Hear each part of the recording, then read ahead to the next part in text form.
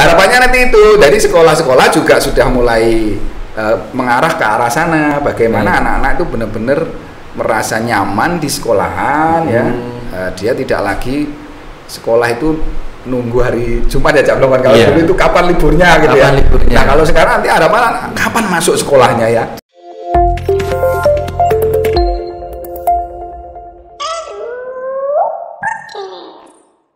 Assalamualaikum warahmatullahi wabarakatuh. Waalaikumsalam. Ya apa kabar Lur? Alhamdulillah pada hari ini kita bersyukur bisa kembali bertemu dengan Cak Blangkon di acara Edu Podcast Orang Tua Berbagi Inspirasi Membangun Negeri. Masih puasa dulu semuanya ya. Semoga saya doakan puasanya diterima Allah SWT. Dan hari ini saya membawa seorang tamu yang luar biasa, yang istimewa tentunya, karena tema kita hari ini bukan hanya nanti bisa dikonsumsi untuk guru, tapi juga untuk orang tua semuanya. Baik, tema kita hari ini, edukasi hari ini adalah pembelajaran dengan paradigma baru. Oke, kita sapa dulu narasumber kita hari ini. Assalamualaikum. Waalaikumsalam. Nah, ini saya mau manggil profesor gitu ya, karena tamu kita hari ini alhamdulillah istimewa. Beliau bernama Dr. Anwar Sidarta, MSI. Beliau beralamat di Gria Japan Raya, Mojokerto. Dan beliau menyelesaikan pendidikannya S3 beliau di Manajemen Pendidikan UNESA dan S2 beliau di Statistik ITS. Dan riwayat pekerjaan beliau dulu pernah bekerja di Badan Statistik ya, dan juga sekarang beliau bekerja di Kemendikbud ya, Kemendikbud. Nah, teman-teman sekalian, Bapak Ibu sekalian dan juga seluruh pemirsa, kita sapa dulu sebelum kita. Assalamualaikum. Waalaikumsalam. Alhamdulillah. Sehat? Alhamdulillah, Cak Blangkon. Pak Anwar, alhamdulillah. Ini setelah beberapa bulan purnama kita pengen ngundang Pak Anwar ini gagal terus gitu ya. Jadi alhamdulillah pagi ini ya kita bisa ketemu dengan beliau dan tentunya sehat ya Pak Dokter ya. Alhamdulillah. Alhamdulillah. Berkahnya Ramadan ini. Alhamdulillah berkah Ramadan. Luar biasa. Semoga juga yang menonton juga berkah juga ya. Alhamdulillah. Amin. Oke, sesuai dengan tema kita ini Pak Anwar, saya Pak Anwar nggih? Ya. Pak Anwar. Memang pendidikan di Indonesia itu berkali-kali berubah dan perubahannya ganti menteri, ganti kurikulum ya. Ganti pejabat, ganti kebijakan. Itu memang sesuatu hal yang lumrah juga di negeri yang begitu besar ini dengan berbagai dinamikanya. Oke, menurut Pak Anwar gimana seperti itu? Apakah memang wajar atau bagaimana? Ya, makasih Cak Blangkon, para pemirsa sekalian. Jadi memang saya sapa dulu Assalamualaikum warahmatullahi wabarakatuh. Waalaikumsalam.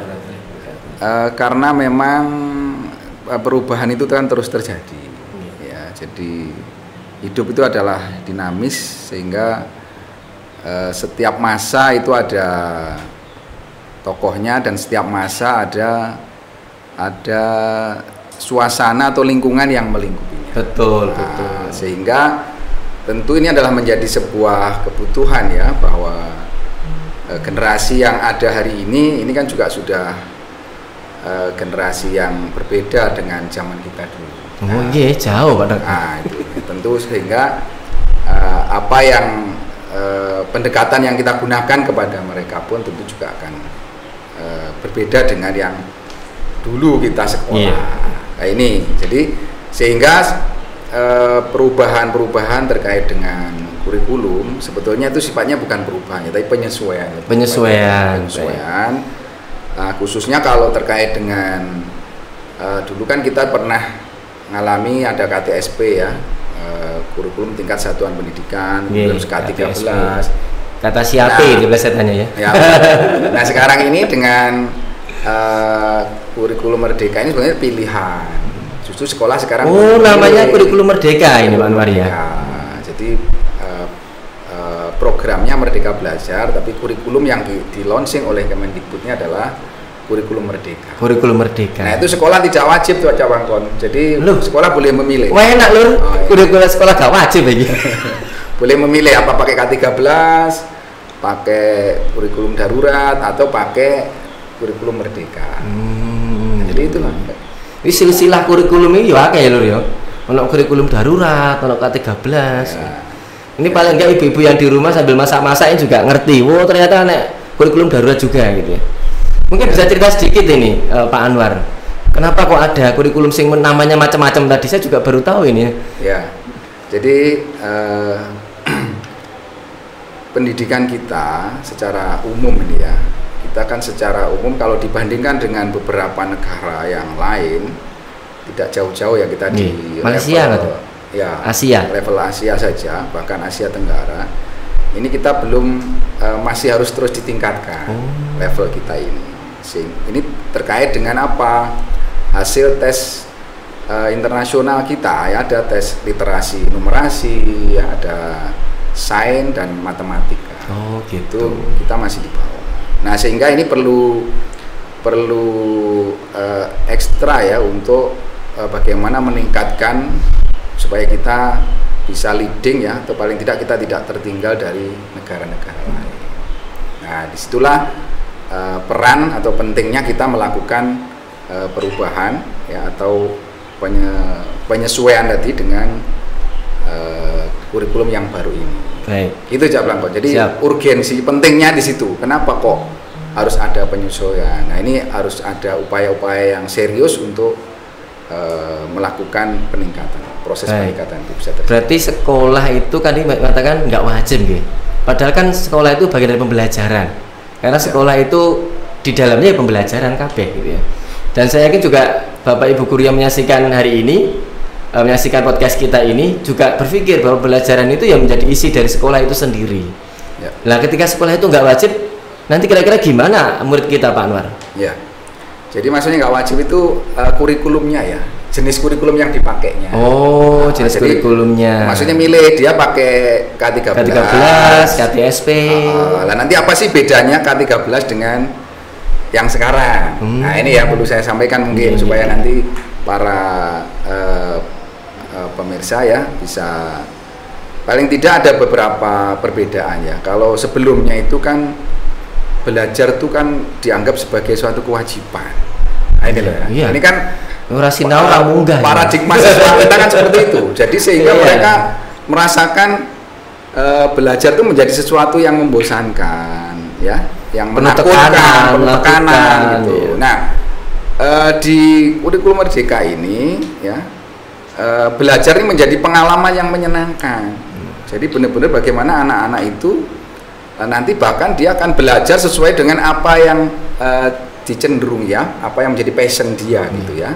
Nah itu sehingga setiap hari dia akan mendapatkan experience ya, pengalaman-pengalaman, kisah-kisah sukses dalam belajar itu. Sehingga kalau dihimpun nanti ditarik satu kesimpulan, anak ini akan mendapatkan pengalaman yang menyenangkan dalam proses pembelajaran itu. Gitu. Jadi bukan sesuatu yang menakutkan di belakang. Salah didik ditutup kayak gitu ya, dulu kan seperti itu ya. Nah ini penggaris dowo meteran kayak ke depan ini sudah tidak lagi, anak-anak kita ini sudah menyenangkan lah dalam belajar. Nah ini kita akan arahkan ke sana. Iya, tapi kalau sering pengalaman, saya dulu sekolah menyenangkan Pak Anwar. Oh gitu ya. Iya, sekolah saya itu desa. Ya. Nek wayahe olahraga, nek saya olahraga dus sekali. Karena dekat dengan sungai, kita dus sekali. Kemudian lebih menyenangkan lagi setelah dus sekali makan mie bareng-bareng sama teman-teman. Menyenangkan sekali. Jadi bendino siklusnya gitu. Olahraga dus sekali, mari ngono pelajaran, gurunya gak teko pisan prei. Anak-anak hari ini kita pulang pagi karena gurunya rapat. Oh itu adalah kata istimewa yang kami tunggu-tunggu.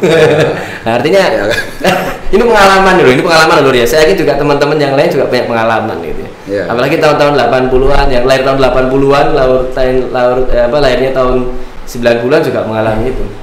Nah, gini Pak Anwar, orang tua itu kadang-kadang kan juga kebingungan ya dengan buku yang ganti-ganti. Karena kan saya yakin kurikulum ganti kan bukunya ganti juga ini. Nah ini kan ibu-ibu yang di rumah juga pasti juga nyimak, wah ini nek kurikulumnya ganti nanti ganti lagi bukunya gitu kan. Tapi dikatakan tadi jenengan bilang kalau kurikulum merdeka ini yang nantinya anak-anak itu bisa mendapatkan pengalaman yang menyenangkan ketika sekolah ya. Ini kalau untuk anak SD seperti apa, mungkin contohnya seperti apa? Ya, jadi nanti ini harus mulai dari gurunya. Oh, ya, dari gurunya. Dari gurunya. Guru itu yang awalnya dia sebagai penyampai informasi, pengetahuan. Nah, di kurikulum merdeka ini guru akan menjadi fasilitator. Ya, jadi dia akan memfasilitatori. Ya, maksudnya dia akan bisa memberikan inspirasi, motivasi kepada anak-anak itu untuk lebih banyak, ya, lebih banyak mendapatkan sumber belajar tidak hanya dari gurunya. Oh, nah, gitu ya. Sekarang kan ada YouTube, ya. Nanti dia ngelihat Cak Blangkon itu juga bisa jadi pengalaman belajarnya. Berarti nanti boleh ya sekolah sangat YouTube boleh, ya, sangat boleh dan itu harus dimanfaatkan. Itu kan salah satu cara atau media belajar yang menyenangkan buat anak-anak. Jadi jangan melihat YouTube itu dianggap sesuatu yang buang-buang waktu ya, tapi melihat YouTube itu adalah sesuatu bagian dari proses pembelajaran. Nah, di sini maksudnya fasilitator memfasilitasi Cak Blangkon. Nah, ya, memfasilitasi loh, kalau tambah enak jadi gurunya mencarikan mana yang cocok. Yang cocok untuk anak-anak ini. Misalkan mata pelajaran IPAS ya, sekarang kan namanya IPAS nanti ya, ilmu pengetahuan alam dan sosial. Ya. Misalkan temanya misalkan terkait dengan air bersih. Ya, itu anak-anak diajak bereksperimen dari mana asalnya air bersih itu. Terus seperti apa ciri-cirinya, kemudian ya, terus kapan bisa layak untuk diminum dan seterusnya. Proses apa yang dilalui, itulah yang dimaksud dengan pengalaman belajar. Nah, jadi anak-anak punya pengalaman belajar yang lebih mendalam, tidak hanya sekedar mengenal air bersih, selesai. Tapi mereka tahu betul asalnya dari mana, proses seperti apa, ya. Terus kemudian itu bisa jadi apa saja, itu di dalam. Nah, itu nanti guru-guru akan mendapatkan semacam pengetahuan ya tentang itu, bagaimana proses pembelajaran yang awalnya menjadi satu-satunya penyampai informasi. Nah, hari ini dan ke depan Bapak Ibu guru kita ini menjadi fasilitator dan inspirator ya, memberi inspirasi dan motivasi supaya anak-anak itu lebih semangat. Nanti kan dia akan mendapatkan pengalaman belajar lebih luas, tidak hanya berhenti di sekolah gitu Pak Cak Blangkon. Jadi maunya ini biar anak-anak itu lebih lebih kepo gitu ya. Iya, betul. Biar lebih pengen tahu tentang tema yang dibawakan hari itu ya, gitu betul. ya. Jadi anak-anak kita dulu kan menghafal sukanya ya. Ya. Kalau saya sekolah dulu menghafal, ini apa nih? Halaman 1 sampai halaman 200 ya, seperti catet. So wenang wis gitu. Iya, suruh baca di kelas gitu kan ya. Kalau ya saya dulu namanya CBSA dulu ya. Catat buku sampai habis. Lah ini yang kadang-kadang ya memang kita cetakan CBSA dulu ya. Cara biasa ini kalau gantek bukunya sampai tamat ngono orang puas sekolahnya. Pikir sekolah orang selesai. Padahal ya enggak itu yang kita kejar. Betul. Mungkin lebih Pak Anwar, lebih mudahnya ketika anak-anak kita itu kan karena sekarang ini serba digital, kemudian mohon maaf ya, kadang sekolah kalah dengan game juga. Kadang mereka ini kayaknya bawa buku pelajaran tengah-tengahnya ono HP ini dan mereka nge-game. Dan ini bukan hanya sekarang ya, mulai pandemi kemarin ini anak-anak kita arahkan untuk belajar itu ya belajarnya nge-game. Termasuk diantaranya ngakali gurune ketika Zoom gitu kan. Zoom-nya dipateni alasannya Bu Guru saya mau ke belakang gitu kan. Akhirnya ternyata nggak balik-balik, ternyata dia nge-game dan sebagainya. Atau mungkin dia ketiduran, Bu Guru gitu kan. Tugasnya belum selesai. Nah, ini kan menjadi persoalan-persoalan, jadi masalah-masalah yang dihadapi Bapak Ibu guru dan juga orang tua pada khususnya. Mungkin ada tips Pak Anwar biar anak-anak ini enggak, kalau bahasa kerennya lost learning gitu ya. Ada lost learning juga ya. Gimana ya Pak? Ya, ini bagian dari kurikulum merdeka juga ya. Yang tadi saya sampaikan kan baru 2. Dari sisi prosesnya ya, bahwa belajar itu kewajiban, sekarang menjadi pengalaman yang menyenangkan. Yang kedua, guru itu yang awalnya menjadi penyampai informasi saja, sekarang harus narasumber ya. Sekarang harus menjadi fasilitator. Anak-anak tidak harus dapat dari guru saja, tapi dia juga bisa dari YouTube, dari televisi, dari berbagai sumber. Nah, termasuk yang ketiga ini Cak Blangkon ya, yaitu pembelajaran belum optimal memanfaatkan teknologi. Pembelajaran belum yang dulu itu kan memanfaatkan teknologi. Nah, sehingga yang sekarang itu pembelajaran memanfaatkan teknologi. Artinya ini sudah di banyak sekarang itu game-game edu game ya. Game-game yang itu sifatnya edukasi. Podcast tok sing edu lur. Ono edu game. Kayak edu podcast, edu game sudah ada. Jadi saya ini sedang sudah banyak sekarang dan guru-guru sudah banyak yang kita latih ya untuk membuat game-game edukasi. Game edukasi. Jadi contoh ya, saya kasih contoh game edukasi seperti apa sih? Misalnya game mengenal ibu kota Mojokerto misalkan ya, atau kota Mojokerto lah gitu ya. Nah di dalam game itu nanti ada kayak dia naik semacam tangga begitu ya, tangga jalan kayak Mario atau kayak apa ya yang jalan. Oh ya Mario, Super Mario. Terus naik gitu ya, naik level. Nah saya kuis dulu.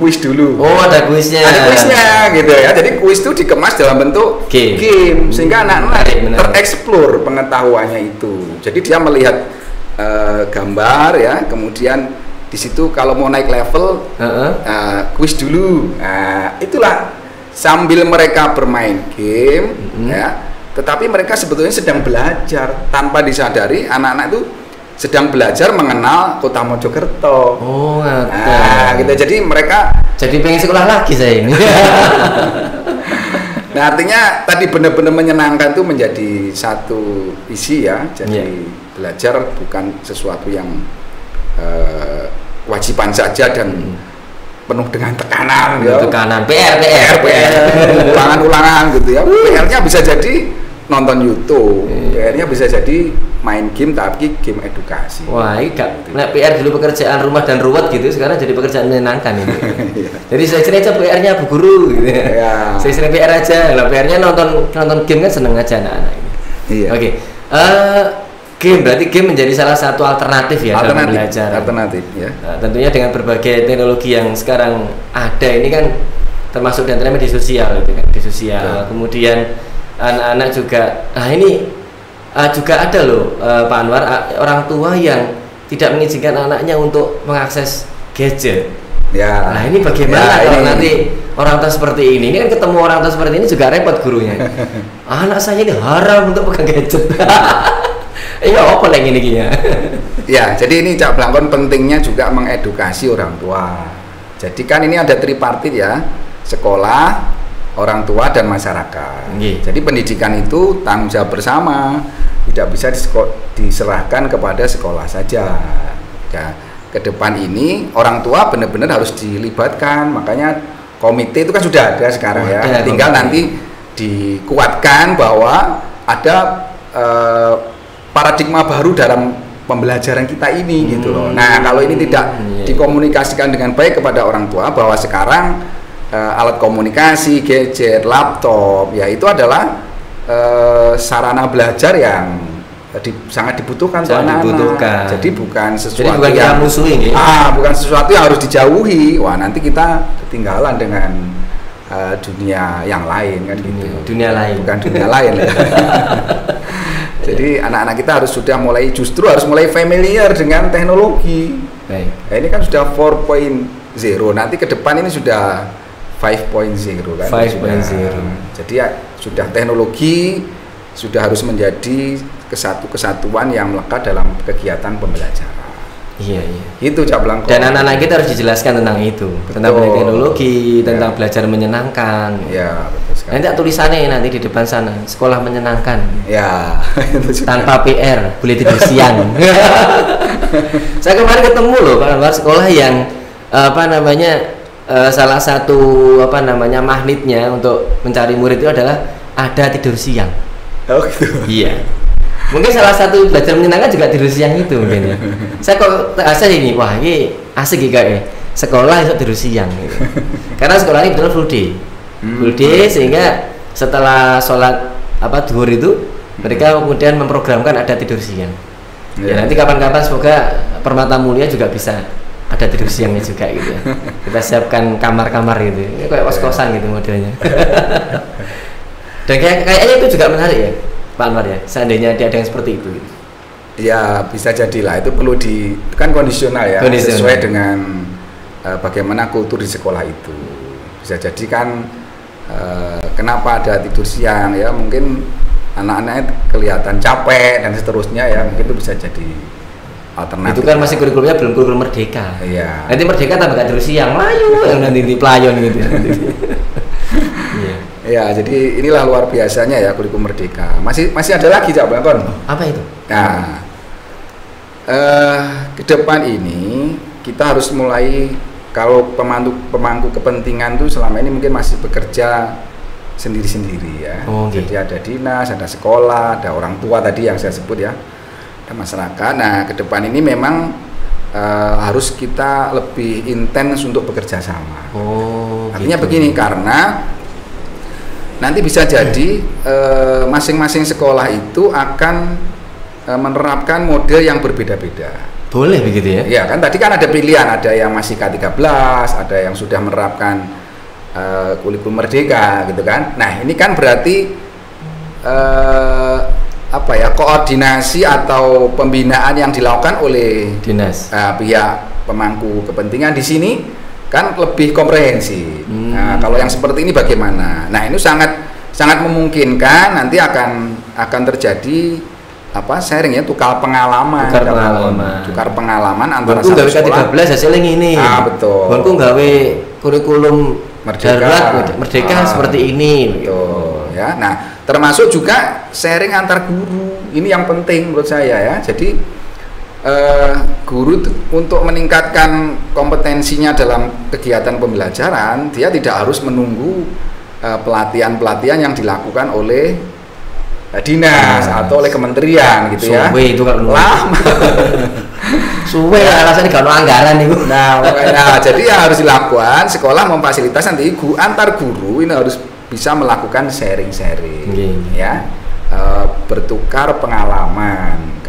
Saya kemarin mencoba dengan metode ini misalkan ya, dengan EduGame misalkan. Terus kemudian dilihat bagaimana pengaruhnya kepada anak. Anak-anak ternyata semangat belajarnya tinggi tuh. Tambah semangat sekarang. Belum waktunya pulang, nggak mau pulang. Dia suruh keluar. Karena belum nge-game. Nah, kalau sekarang nanti harapan kapan masuk sekolahnya ya. Jadi kalau dulu saya kalau ada kalender baru gitu saya hitungi. Saya buka ini. Bulan Januari dibunderi, wah bangnya seneng. Februari, bangnya dibunderi gitu. Iya. Nah, sekarang kayak pray-pray aja melebu gitu ya. Alasannya mergo nanti kalau di rumah kan nggak dapat uang jajan. Beda lagi yang itu. Beda lagi nanti. Jadi ini nanti juga anak-anak karena setiap hari dia akan mendapatkan pengalaman-pengalaman baru. Nah, itulah yang kemudian akan memunculkan semacam anak-anak itu sudah kecanduan dengan belajar. Gitu ya. Jadi bukan hanya kecanduan gadget loh ya, bukan hanya kecanduan game, tapi anak-anak bisa kecanduan belajar. Nah, coba ini kan menarik nih, kecanduan belajar. Nah, ini bukunya belum ada ini. Nanti kita tunggu bukunya nanti ya. Kita tunggu bukunya. Gini Pak Anwar, ketika tadi disampaikan jenengan tadi bahwa ketika sekolah itu nanti berbeda-beda. Saya jadi bingung masalah rapotnya ini. Ya. Gimana rapotnya nanti? Ya, jadi sekarang penentuan kelulusan itu kan ditentukan oleh sekolah masing-masing. Jadi tidak ada lagi pemerintah, tidak lagi UN ya, nggak ada UN, tidak ada USBN ya. Murni sekarang prestasi anak yang paling tahu adalah sekolahnya. Sehingga disinilah peran penting dari sekolah ya untuk benar-benar mengkondisikan. Jadi penilaian itu, Cak Blangkon, Bapak Ibu sekalian, itu kan tidak hanya semata-mata dengan melalui tes. Ya kan, hari ini paradigma kita untuk melihat prestasi anak itu dengan tes gitu loh. Tes ulangan semester. Maksud tes ditulis gitu ya. Nah, padahal sebetulnya penilaian yang terbesar itu adalah interaksi guru dengan siswa. Jadi setiap hari kan guru sudah berinteraksi dengan siswa.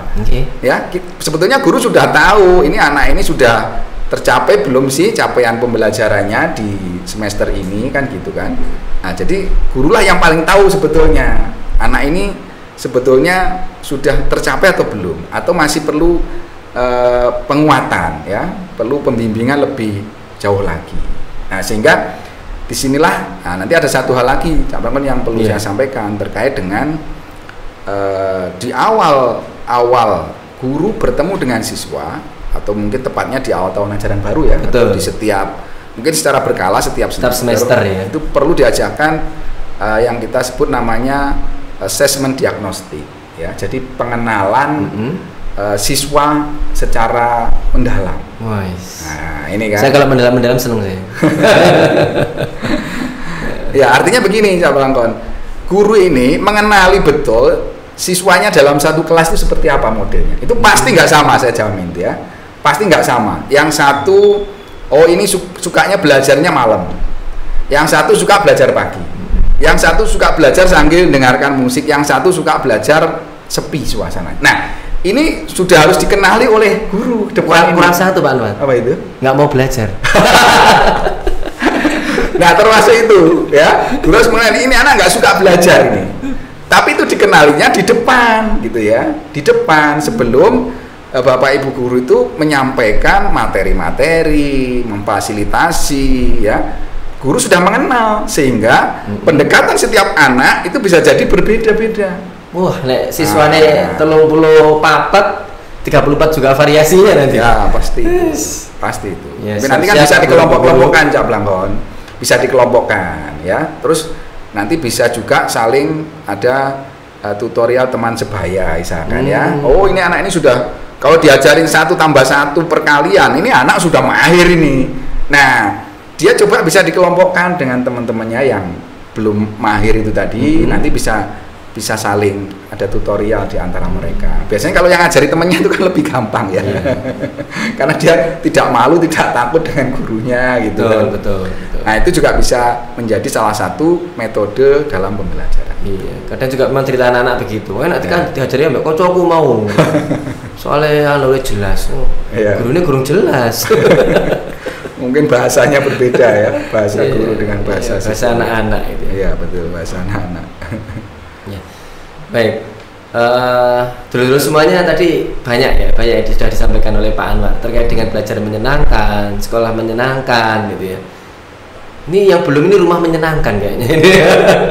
Karena ternyata kalau dirunut anak itu bisa jadi cerdas, bisa jadi luar biasa karena juga dukungan dari rumah, gitu kan, dari rumah juga. Bukannya sekedar merdeka belajar atau sekedar sekolahnya yang ramah anak yang sekarang lagi banyak disampaikan oleh program pemerintah gitu kan. Nah, mungkin Pak Anwar punya nggak tips biar rumah juga menyenangkan ketika anak-anak ini pengen belajar juga di rumah? Iya, betul sekali. Betul, Cak Blangkon. Jadi sekali lagi saya sampaikan juga tadi ya, ini yang penting adalah bagaimana kerjasama atau komunikasi lah ya, yang lebih intens antara sekolah dengan orang tua atau rumah. Tapi setahun pisan loh itu Pak. Nah, itu makanya rapat murid-murid kan setahun pisan. Nah, itu kalau sumbangan masjid. Kalau komunikasi dimaknai sebagai rapat itu nanti jadi terbatas. Oh, terbatas. Nah, sekarang media komunikasi saya yakin ya, Bapak Ibu grup WA, grup WA sudah ada ya. Instagram. Keren. Instagram. Nah, ini kan sudah menjadi satu kebutuhan Cak Blangkon ya, Bapak Ibu sekalian, sehingga bagi apa yang dilakukan anak-anak di sekolah itu bisa diikuti perkembangannya oleh orang tua. Oh, gitu. Ya, sehingga orang tua nanti bisa membuat satu satu suasana di rumah itu yang mendukung dengan kegiatan di sekolah. Jadi ada keterikatan, kesambungan ya, informasinya nyambung gitu loh. Ini anak-anak saya lagi ngapain sekarang, nanti di rumah ya sebagai kegiatan mendukung. Oh, anak saya nanti malam harus nonton YouTube tentang ini, misalnya tema ini gitu. Kayak buku penghubung gitu ya. Nah, semacam itu. Kalau anak TK tadi itu. Tuh, di beberapa sekolah kan. Untuk SD kayaknya nggak ada, SMP juga nggak ada buku penghubung itu. Iya. Ya mungkin sekarang bukan buku penghubung Cak Blangkon, WA penghubung. WA penghubung. betul. Masuk. Jadi intinya diupdate lah perkembangannya anak itu sehingga orang tua tidak kudet. Apa kudet Cak Blangkon? Kurang update. Kurang update. Ya. Ini anakku kok nonton YouTube aja nyapo, kenapa gitu kan ya? Oh, ternyata ini pelajaran. Kok main game apa ini? Game edukasi. Nah, berarti kan gurunya harus pinter nyari referensi toh, ya, nyari ini apa yang harus dilihat malam ini atau besok misalkan, terus didiskusikan. Betul. Gitu Cak Blangkon. Nah, ini peran guru ini Pak Inwan. Peran guru juga penting nih. peran guru yang bagaimana yang dibutuhkan untuk kurikulum merdeka ini? Selain tadi kan fasilitator memilihkan apa namanya bahan ajar ya, memilihkan bahan YouTube yang sesuai begitu. Selain itu apa lagi mungkin yang cukup penting? Ya, betul sekali. Jadi Kak Blangkon yang penting ya, ini guru harus dimulai di-upgrade ya, kemampuannya ya, juga ditingkatkan terus gitu ya, supaya karena terkait dengan model-model pembelajaran ini ya, terutama ya tadi. Jadi model pembelajaran itu kan tidak harus dengan ceramah. Itu loh Cak Blangkon yang utama di situ. Jadi selama ini kalau dimaknai mengajar itu guru harus ceramah. Iya, betul. Ya kan? Masih anaknya ngantuk-ngantuk, anaknya pegel-pegel, gak peduli, pokoknya saya ceramah dulu. Nah gitu ya. Nah, keseringan mendengar khotib Jumat itu amal takdim. Nah, ini kan pola paradigma, saya bilang lagi paradigma pembelajaran baru. Ini penting, paradigma pembelajaran baru ini berpusat pada siswa sekarang ini. Berpusat pada siswa. Artinya bahwa pembelajaran ini outputnya, kalau di kita ada standar nasional kan ya, kompetensi lulusannya itu kan siswa yang diukur. Ya, outputnya itu kan siswa memahami ya, siswa sudah mendapatkan sesuatu begitu ya. Jadi bukan gurunya, guru selesai membacakan, bukan itu ya, tapi outputnya adalah siswa menguasai misalkan ya tentang apa ya, siswa memahami pengetahuan tentang apa, sehingga inilah berpusat pada siswa. Tadi kalau guru saya sebut sebagai satu, dia harus berubah paradigmanya ya dalam pembelajaran itu. Banyak sekali metode yang bisa digunakan. Ceramah itu salah satu. Tapi itu yang paling banyak dipakai. Ya, itu yang paling banyak dipakai. Nah, ini nanti harus ada sekali lagi bagaimana kita melakukan peningkatannya, upgrading guru kita. Ya, ini tugas besar yang harus dilakukan. Makanya nanti di pihak Kementerian Pendidikan dan Kebudayaan kan sudah melonsing banyak jenis pelatihan untuk guru seperti ini. Ya, kalau kita tahu berapa jumlah guru itu asik palingnya.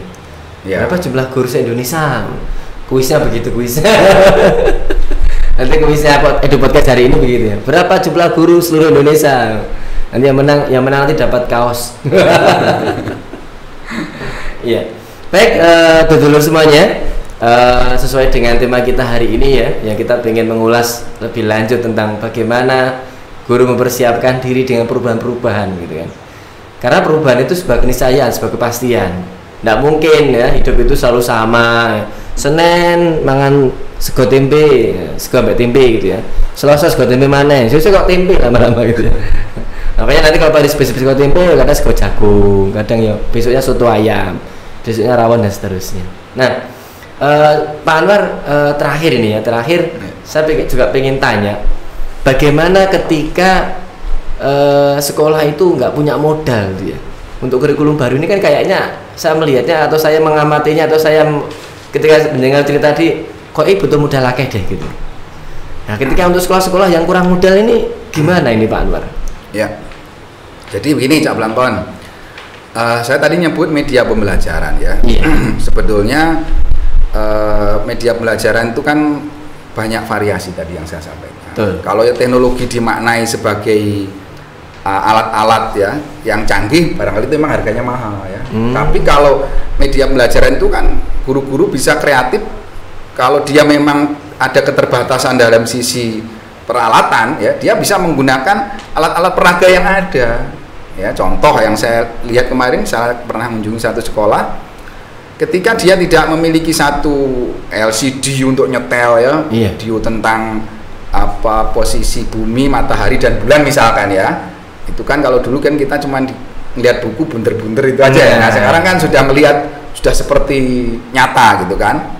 Nah, itu Bapak Ibu guru bisa memanfaatkan media-media yang ada, misalkan membuat alat peraga dari kertas gitu kan. Kemudian ada bumi, ada bulan, ada matahari, terus disonggot dengan tiang-tiang. Yang penting anak-anak bisa memvisualisasikan, oh seperti ini ya posisi matahari, bumi dan bulan. Kalau terjadi gerhana matahari, itu posisi bulan di sini gitu kan. Digeser-geser manual begini, tidak harus pakai alat-alat yang canggih. Jadi tidak selalu Cak Blangkon bahwa belajar yang menyenangkan, menarik dan pengalaman yang menarik buat anak-anak itu harus berbayar mahal. Tidak gitu. selalu, Tidak selalu ya. Lega rasanya gitu ya. Ya. Soalnya ngomong teknologi itu ngomongnya larang lur gitu ya. Ya. Kayak mengarep iki ya larang lur. Jadi memang hal ini ya berarti tidak harus sekolah itu menyiapkan modal besar gitu ya. Betul. Untuk mencapai kegiatan pembelajaran menyenangkan itu. Iya, betul. Ini kreativitas guru dan guru. Warga sekolah dituntut untuk itu. Iya. Ya, Masuk ini ya. penting. Kayaknya ini dengan paradigma baru ini semoga nanti Bapak Ibu guru juga menyambut itu dengan bahagia. Oh pasti. Karena kadang-kadang sih bahagia itu cuma nek wayahe THR-an karo nek gajine muda. Makanya ini harus juga disambut gembira Bapak Ibu guru ya yang melihat itu podcast kita hari ini. Oke, mungkin ada close statement Pak Anwar sebelum kita akhiri podcast kita hari ini. Iya, makasih Cak Blangkon, Bapak Ibu sekalian.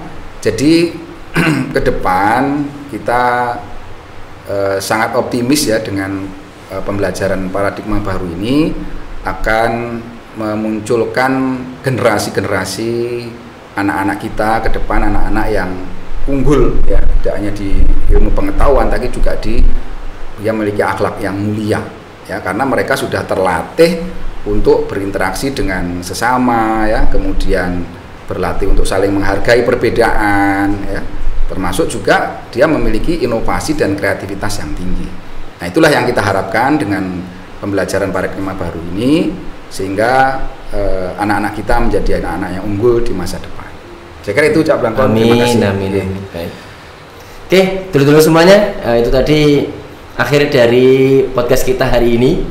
Paling tidak kita amini semuanya, karena pemerintah juga kepengen rakyatnya ini menjadi rakyat yang cerdas sesuai dengan pesan dari Undang-Undang Dasar 45. Oke, teman-teman sekalian, Bapak Ibu, seluruh semuanya dimanapun Anda berada, sekian podcast untuk hari ini. Juminten keluarkan jendela, cekap semantan atur kulo, juminten beber kloso, menawi wonten lepatipun kula nyuwun sepura. Assalamualaikum warahmatullahi wabarakatuh. Waalaikumsalam warahmatullahi wabarakatuh. Terima kasih Cak Blangkon.